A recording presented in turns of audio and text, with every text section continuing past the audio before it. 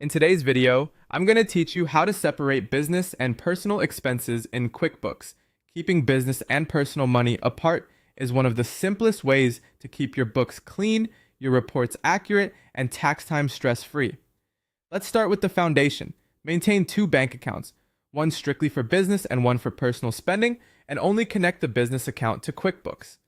When everything business-related flows through that one channel, your categorizing gets faster, your profit and loss stays meaningful, and you avoid time-consuming cleanup later. If you ever mix transactions in a single account, untangling them takes longer and risks misreporting. Next, if you're a sole proprietor or a single member LLC, set up an equity account to track personal spending that accidentally hits the business. In QuickBooks, click the Settings gear, choose Chart of Accounts, then New. For account type, select Equity. For detail type, choose Owner's Draw. Name it something clear, like Owner's Draw, and save. This account serves as the safe parking place for personal purchases made with business funds so they don't inflate your business expenses. Now, if you use your business card for a personal purchase, head to Bank Transactions, select the item, choose Categorize, and assign it to Owner's Draw under Equity. Do not code it to common expense categories like office expense, supplies, utilities, or meals.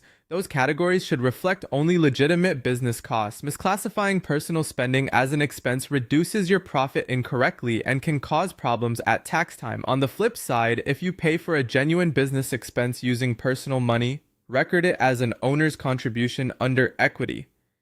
This shows you, the owner, invested funds into the business to cover that cost.